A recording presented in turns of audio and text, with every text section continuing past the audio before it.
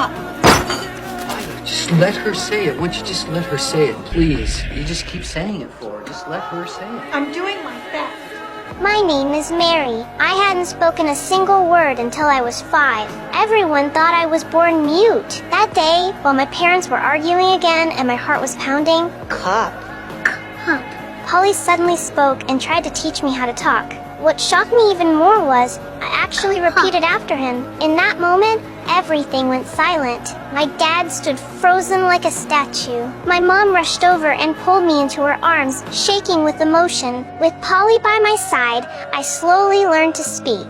The fear that once kept me silent was gently pushed away by a parrot. From that day on, we were almost inseparable. He'd always stand quietly on my shoulder like my most loyal friend. But soon I realized Polly wasn't like other birds. He didn't just teach me to talk. He could think in ways far beyond any normal parrot. That's a chair. Give me some of that. Fence. What I never expected was that such a smart bird could be terribly afraid of heights. Every time a cat came near, he'd freeze completely, crouched on the perch, eyes full of panic. One time, a cat pounced at him, and he couldn't fly at all, just ran around in a panic. If I hadn't scooped him up in time, he would have become the cat's dinner. As I became more and more talkative, my dad grew more and more biased. Polly is helping me learn some new words. Birds don't talk, and they don't teach, okay? Polly understands. That night, I overheard him telling my mom that Polly would only make me more dependent. He insisted on getting rid of him. What they didn't know was, I was upstairs hearing every single word. I didn't want to be separated from Polly, so I made a crazy decision. I was going to teach him how to fly. You have to. Why? So in case you ever go away, you can fly back to me.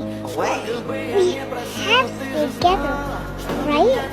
Right. Then fly! But when he stood on the windowsill and looked down, fear hit him like a crashing wave. The moment he opened his wings, he panicked and pulled them back. I got desperate. I climbed out the window and stood on the terrace, wanting to show him how to do it myself. I looked up at the sky full of stars, my head filled with beautiful thoughts. I didn't notice the danger creeping in. I only jumped a little. Then suddenly, the floor gave way beneath me. I slipped and rolled down the roof. In that split second, I grabbed the edge of the roof with all my strength. Just when I couldn't hold on any longer, my dad ran over and caught me right before I hit the ground. But the way he looked at Polly after that, there was a new kind of resolve in his eyes. The next morning, he ignored my desperate cries. He shoved Polly into the car and drove away. I ran out the door, screaming, begging him to come back. No matter how loud I cried, it wouldn't change a thing.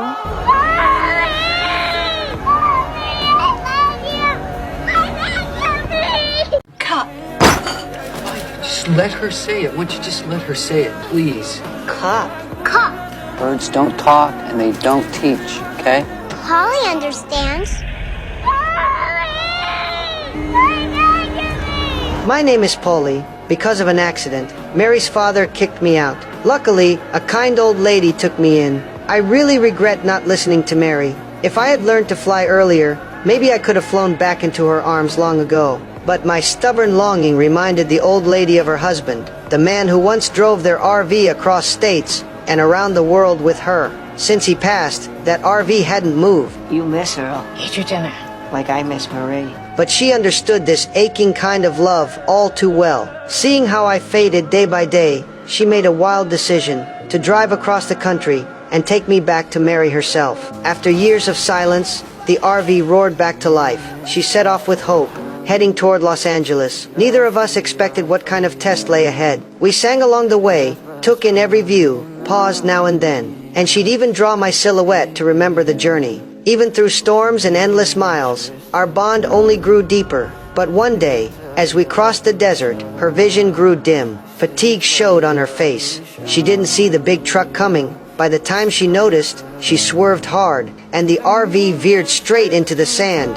After a rough jolt, the vehicle finally came to a stop. She told me to stay put. I watched her stumble away, a sinking feeling in my chest. The doctor's diagnosis hit me like a punch. Her eyesight was fading fast. Soon she'd go completely blind, but she didn't want to hold me back. She insisted I keep going and find Mary. She told me to learn to fly, to follow the sun, and I'd reach Los Angeles. She forced a smile, trying to hide the sadness of goodbye. But I knew she already saw me as family. I couldn't leave her, not when she needed someone most. So I let go of my obsession with finding Mary and chose to stay. I became her eyes, walking beside her through the darkness, until one day I sat with her as she peacefully greeted her final sunset. She was gone. Staring at the empty bed, I suddenly understood.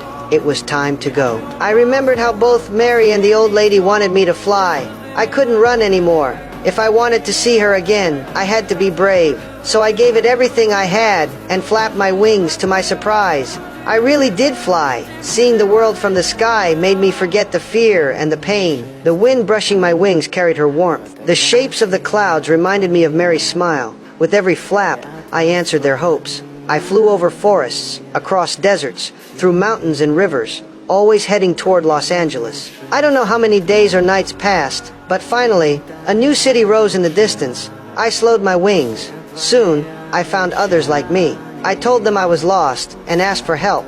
After hearing my story, they took me to their leader, and from him, I had made it. I was already in Los Angeles. LA, oh my gosh, I made it! I made it, LA, I don't believe it!